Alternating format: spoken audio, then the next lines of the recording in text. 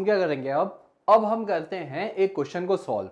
उस क्वेश्चन के अंदर हम क्या करेंगे, हम वो प्रॉपर्टीज को अप्लाई करेंगे जो हमने अभी तक पढ़ी है। तो लेट्स सी, हमें क्वेश्चन क्या देके रखा है। क्वेश्चन में आपको देके रखा है कि alpha and beta are the roots of this equation x square minus 3x plus a equal to 0 and gamma and delta जो है वो रूट्स क्या के हैं, वो है x square minus 12x plus b equal to 0 के रूट्स हैं। अब आपको ये भी देके रखा है कि अल्फा बीटा गामा डेल्टा जो है वो एक इंक्रीजिंग जीपी बना रहे हैं। इंक्रीजिंग जीपी है मतलब कि जो कॉमन रेशियो है वो होना चाहिए पॉजिटिव। अब मुझसे उन्होंने पूछा है कि आप ए फाइंड करें एंड बी फाइंड करें, तो हमने बोला कि ठीक है। अब क्योंकि क्वेश्चन में ए देके रखा हुआ है तो मैंने बोला कि अपन एक काम करते हैं, अपन अल्फा बीटा गामा डेल्टा, क्योंकि ये एक जीपी बना रहे, लेट से कि इनका कॉमन रेशियो मैंने आर मान लिया, let common ratio be are.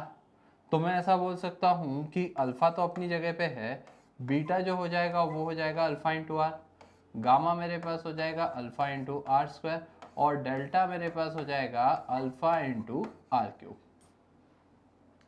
अब हमारे पास जो कंडीशंस है, क्योंकि क्वाड्रेटिक इक्वेशन है, क्वाड्रेटिक इक्वेशन के अंदर मेरे को बचपन में ही बता दिया गया था कि सम ऑफ रूट्स होता है माइनस ऑफ बी अपॉन ए के बराबर और प्रोडक्ट ऑफ रूट्स होता है सी अपॉन ए के बराबर। तो मेरी इस क्वाड्रेटिक इक्वेशन के रूट्स क्या है, अल्फा और बीटा। तो मैं ऐसा बोल सकता हूँ कि sir alpha plus beta is equal to minus of b upon a, तो वो हो जाएगा 3। और ऐसे ही मैं बोल सकता हूँ दूसरी वाली इक्वेशन के लिए भी। दूसरी वाली इक्वेशन के लिए मेरे पास हो जाएगा gamma plus delta is equals to minus of b upon a, so वो हो जाएगा 12। अब हमारे पास कितना हो गया,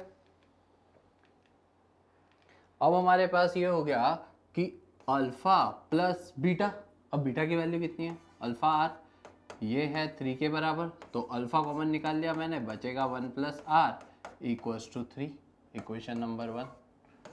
दूसरी इक्वेशन मेरे पास कहाँ से आ गई, मुझे गामा प्लस डेल्टा भी देके रखा हुआ था, तो मेरे पास था gamma plus delta equals to 12 और गामा कितना था मेरे पास, अल्फा इंटू आर स्क्वायर और डेल्टा था मेरे पास alpha into r cube is equal to 12। अब इन दोनों में से मैं अल्फा आर स्क्वायर कॉमन निकाल लेता हूँ, बचेगा 1 plus r is equal to 12। ये हो गई इक्वेशन नंबर 2। अब जब मैं इसको सॉल्व करूंगा तो मैंने बोला कि let's do one thing, equation number 2 को इक्वेशन नंबर 1 से डिवाइड कर देते हैं। तो मेरे पास आएगा alpha r square 1 plus r divided by alpha into 1 plus r. इधर alpha r square 1 plus r की वैल्यू कितनी है, अरे 12 है भैया, और ये कितनी है 3 है, काट दो 4, इधर ये भी कट जाएगा, इधर ये भी कट जाएगा, तो आर स्क्वायर की वैल्यू हो गई आपके पास 4। तो फ्रॉम दिस आर हो जाएगा 2, अरे -2 नहीं ले रहा मैं, क्योंकि आर स्क्वायर की वैल्यू 4 है तो आर प्लस माइनस 2 होगा, बट मुझे क्वेश्चन में सर गिवन था कि ये एक इंक्रीजिंग जीपी बना रहे हैं, इंक्रीजिंग जीपी बना रहे हैं तो आर 2 रहेगा। अब पहली वाली इक्वेशन में पुट कर देता हूँ R2, तो alpha into 1 plus 2 equals to 3, तो अल्फा हो जाएगा 1, तो अल्फा आ गया 1, R आ गया 2। पीछे चलते पीछे चलते पीछे चलते क्वेश्चन पे। अब मुझे क्या चाहिए, A और B। तो मुझे पता है product of roots alpha into beta equals to A upon 1, और अल्फा है, अल्फा की वैल्यू तो आ गई थी 1, और बीटा जो है मेरे पास वो कितना आएगा, यहाँ से निकाल लेते हैं सर, ये 1 आ गया था, R2 था तो 1 इंटू 2 ये 2 होगा, और ये इंटू 2 4 होगा, और ये इंटू 2 8 होगा। तो ये चारों वैल्यूज़ हो गई अल्फ़ा बीटा गामा और डेल्टा की। तो मेरे पास अल्फ़ा इंटू बीटा ये है, तो इससे ए की वैल्यू हो जाएगी 1 इंटू 2 दैट इज़ 2। फिर मैं अगर बी गामा इंटू डेल्टा को देखूंगा तो मेरे पास product of roots again b upon a हो जाएगा, तो वो बी अपॉन 1 हो गया, तो इससे मैं बी की वैल्यू निकाल सकता हूँ। बी की वैल्यू कितनी आ रही है मेरे पास, 4 इंटू 8, तो मेरे पास बी आ जाएगा 32। तो हमारा आंसर हो जाएगा ऑप्शन नंबर सी। बहुत बेसिक सा लॉजिक लगाना है, समझो आप बात को। आपको जीपी का जब भी क्वेश्चन है, whenever you are given a question of GP so, और whenever you are given a question of AP, तो हमारी जो दुनिया चलती है एपी और जीपी की, वो चलती किस पे? एपी चलता है फर्स्ट टर्म कॉमन डिफरेंस पे, जीपी चलता है फर्स्ट टर्म कॉमन रेशो पे। आपके पास ए आ गया, आपके पास आर आ गया, तो आप बाकी सब कुछ सॉल्व कर सकते हो एन टर्म या उसके टर्म्स में कुछ ना कुछ देके रखा होगा। एपी के जनरलाइज जो क्वेश्चंस होते हैं उसके अंदर वही लीनियर इक्वेशन इन 2 वेरिएबल बनती है, जैसे यहाँ भी बनी थी, उनको सॉल्व करना रहता है। वहां पर आपके पास ए और डी आ गए तो आप सॉल्व कर सकते हो। एपी और जीपी के क्वेश्चंस को सॉल्व करते वक्त किस चीज का ध्यान रखना है? देखो बेटा, क्या होता है कि जब आप एपी का क्वेश्चन सॉल्व करते हो तो यूजुअली आप एलिमिनेशन लगाते हो माइनस करके। जीपी के क्वेश्चन के अंदर देखना, आपके बहुत सारे जो बोर्ड लेवल क्वेश्चंस होते हैं, एनसीईआरटी के क्वेश्चंस हैं, उसके अंदर आपको जो इक्वेशंस बनेंगी उनको सॉल्व करने के लिए आप क्या करोगे? दोनों को डिवाइड कर दोगे। दो इक्वेशंस बनाओ और डिवाइड कर दो, बहुत सारे टर्म्स कैंसिल हो जाएंगे। जैसे यहाँ हमारे पास क्या हुआ, यहाँ जब मैं सॉल्व करने जा रहा था तो आप इस इक्वेशन को देखो alpha plus alpha into r, आप इस इक्वेशन को देखो alpha r square plus alpha r cube. अरे हम देखते से ही डर जाएंगे कि अरे बाप रे क्या करेंगे अब इसको solve.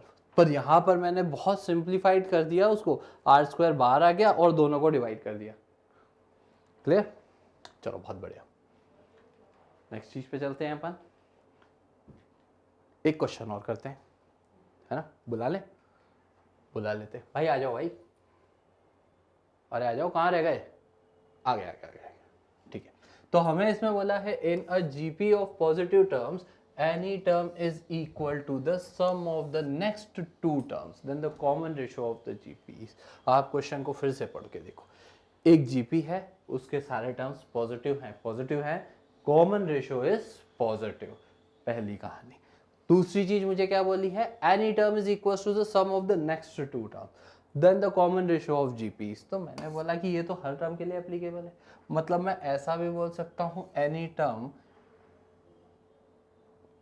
A is equals to AR plus AR square। So इससे अगर अपन देखेंगे तो any term is equals to the sum of the next two terms। तो इसमें A कॉमन आके कैंसिल हो गया, तो 1 equals to R plus r square, तो ये हो जाएगा R square plus R minus 1 is equals to 0। इसको हम सॉल्व कर लेते हैं, इसको सॉल्व करेंगे तो R की वैल्यू मेरे पास कितनी आएगी? Minus b plus minus under the root b square minus 4a into c की वैल्यू माइनस 1 है और होल के अपॉन में 2। तो इससे आप जब R निकालेंगे तो R की वैल्यू आएगी माइनस 1 प्लस माइनस, देखो माइनस ऑफ माइनस प्लस हो जाएगा और 1 प्लस 4 हो जाएगा रूट के अंदर 5/2। अब बच्चों देखो, मुझे यहाँ पे बोला है ना कि पॉजिटिव टर्म्स है तो R शुड बी पॉजिटिव, मतलब ये माइनस में तो नहीं हो सकता क्योंकि 1 माइनस रूट 5 नेगेटिव वैल्यू हो जाएगी। तो neglecting the negative value we can say the value of R here will be minus 1 plus root 5 whole के अपॉन में 2। ये हमारे पास R की वैल्यू आ गई। यहाँ तक हम क्लियर है। हमने क्या करा? हमने R निकाले। हमने R कैसे निकाला? हमें जो कंडीशन देके रखी हुई थी any term is equal to sum of the next two terms, तो पहला टर्म A है तो उसके अगले दो टर्म होंगे AR और AR स्क्वायर, तो उन दोनों का सम निकाल लिया तो मेरे पास 1 A कैंसिल कर दूंगा तो 1 equal to R plus r square आ जाएगा। क्वाड्रेटिक इक्वेशन बन गई, श्रीधराचार्य फॉर्मूला लगा देंगे। अगर नहीं ध्यान है तो मैं बता देता हूँ आपको, वो होता था ax square plus bx plus c equal to 0 के लिए। वो फॉर्मूला आपको बोलता था कि जो इसके रूट्स अल्फा बीटा होंगे वो होंगे minus b plus minus under the root b square minus 4ac and whole के अपॉन में 2a। अब इससे हमने क्या करा? इससे हमने R की वैल्यू कैलकुलेट कर ली। क्लियर? पर हमारे ऑप्शंस क्या है? हमारे पास क्या हो गया? हमारे पास R की वैल्यू हो गई। पर अब मैं ऑप्शंस पे चलता हूँ। ऑप्शंस क्या बोलते हैं? ऑप्शंस बोलते हैं कि R की वैल्यू क्या क्या हो सकती है। R की वैल्यू मेरे पास यहाँ पे जो दी है वो आई है √5 माइनस 1/2। अब मुझे ये सब नहीं पता, तो आपको यहाँ पर ध्यान रखना पड़ेगा कि साइन 18 डिग्री जो होता है, ये आप ट्रिग्नोमेट्री के अंदर पढ़ेंगे कि sine 18 degree is equals to √5 minus 1/4। So इस इधर अपॉन में 2 है तो इधर 2 पहुंचा देंगे, तो हमारा आंसर जो होगा वो कौन सा वाला हो जाएगा, हमारा आंसर होगा डी वाला, दैट इज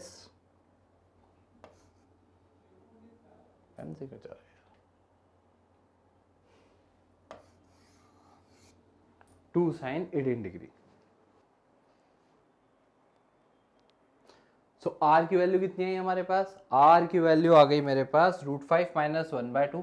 मुझे 2 sin 18 डिग्री से पता चल जाएगा कि यही आंसर है। कैसे पता चल जाएगा, क्योंकि sin 18 डिग्री जो होता है उसकी वैल्यू हमारे पास होती है √5 माइनस 1/4।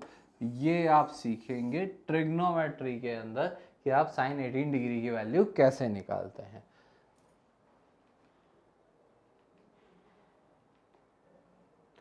अब हम पढ़ने वाले हैं जो चीज, उसे कहा जाता है अरिथमेटिको ज्योमेट्रिक सीरीज।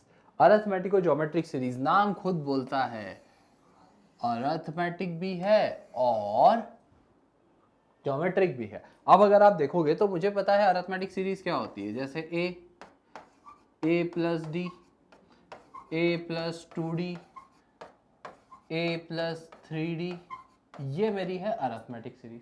ज्योमेट्रिक सीरीज क्या होती है, a इंटू आर,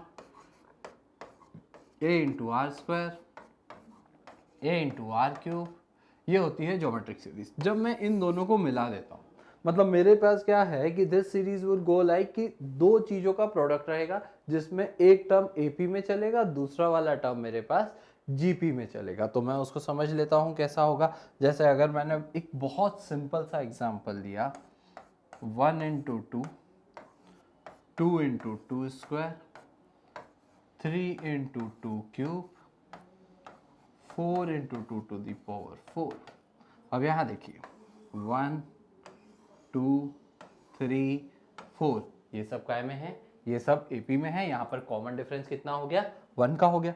और इन सभी टर्म्स को देख लेता हूँ मैं, ये सारे टर्म्स काय में है बच्चों, ये सारे टर्म्स बच्चों जीपी के अंदर हैं। देखो यहाँ पर 2 के अंदर फिर से मल्टीप्लाई हो गया, फिर 2 में 2 का मल्टीप्लाई हो गया, फिर 2 में 2 का, फिर जो टर्म आ गया उसके अंदर 2 का मल्टीप्लाई हो गया, तो मेरे पास हर नया टर्म बन गया। This is called arithmetico geometric progression, जिसमें एक टर्म एपी में चलेगा और एक टर्म आपका चलेगा जीपी के अंदर।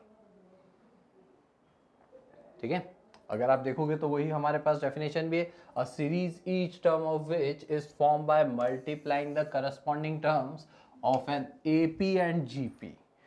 मतलब एक टर्म एपी, एक टर्म जीपी। ये एक एग्जांपल और आ गया हमारे पास। यहाँ पे देखिए जो मैंने एग्जांपल लिया था, है ना, 1 2 3 4 5, ये सब काय में चल रहा है, एपी में। और ये जो रेड लाइन वाले टर्म्स हैं ये सब चल रहे हैं हमारे पास जीपी में।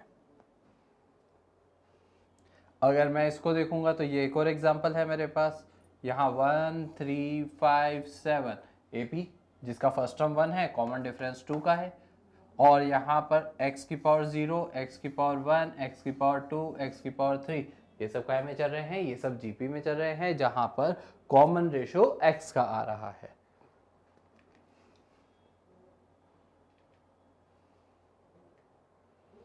अब हम क्या कर सकते हैं, अब हम क्या करेंगे, एक बेसिक सा कॉन्सेप्ट है इसको सॉल्व करने का, बहुत डिफिकल्ट नहीं है, बहुत इजी सा कॉन्सेप्ट है। एक एग्जांपल लेकर समझाता हूं मैं आपको। जैसे मैंने बोला कि मेरे पास सर यही वाला ले लेते हैं, 1 plus 2 into x plus 3 into x square plus 4 into x cube plus so on चल रहा है। लास्ट टर्म बनाना हमारे को पड़ेगा। लास्ट टर्म कैसे बनाएंगे, पहले वाले टर्म्स एपी में है तो एपी से बना लेते हैं। एपी का nth टर्म कितना होता है, a plus n minus 1 into d, a 1 है, n माइनस 1, डी भी मेरे पास कितना है, 1 है।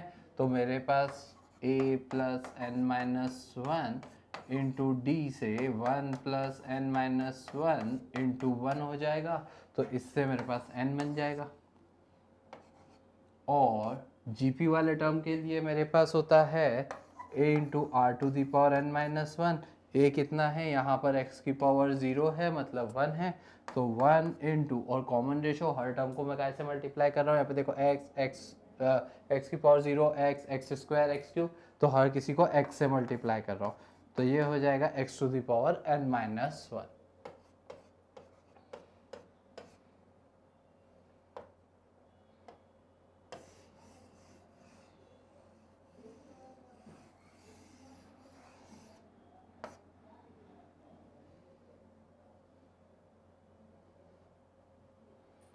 तो अब अगर हमको इसका सम निकालना है तो हमने क्या करा, हमने इसको पूरी इक्वेशन को मल्टीप्लाई कर दिया x से और हर एक टर्म को आगे बढ़ा के लिख देते हैं।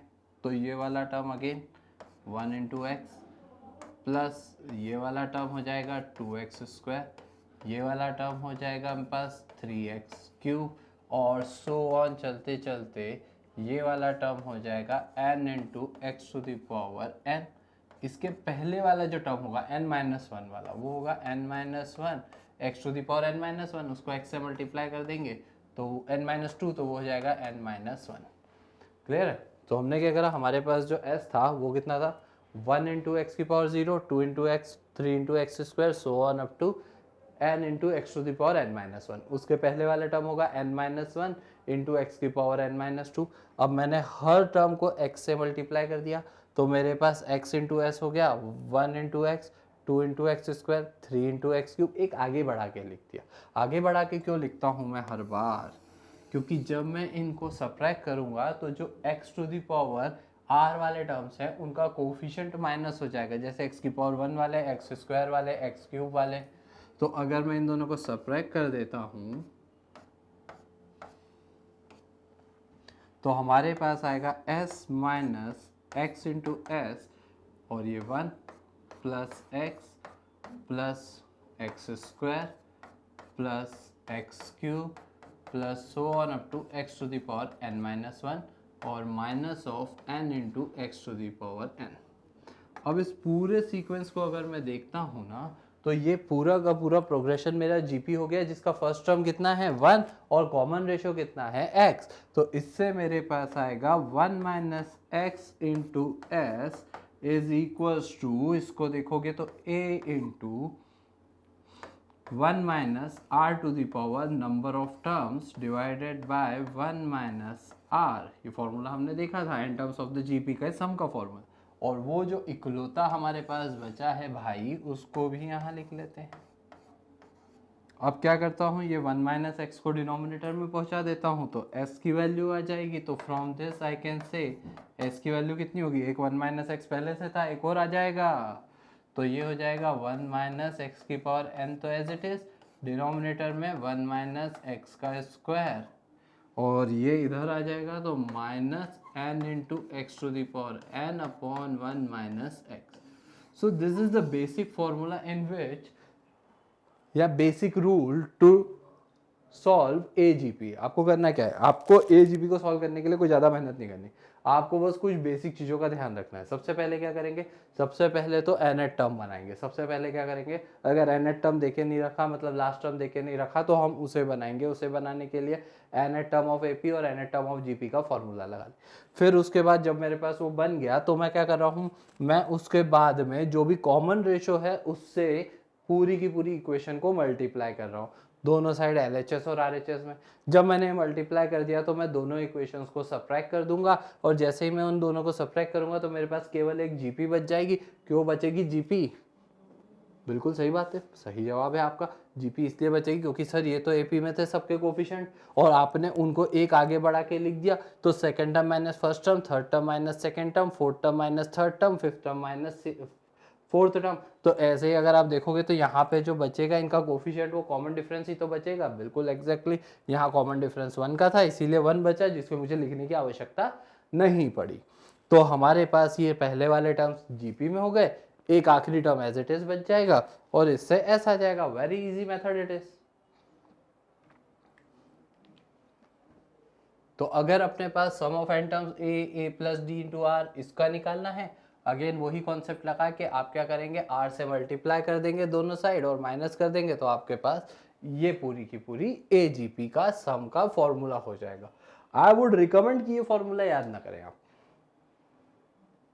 मैं आपको यही बोलूंगा कि ये फॉर्मूला याद ना करें। जैसे मैंने डिराइव करा था वैसे ही आपका जब AGP का क्वेश्चन आएगा तो आप उसको 3 लाइन के अंदर सॉल्व करके खुद ही निकाल लें।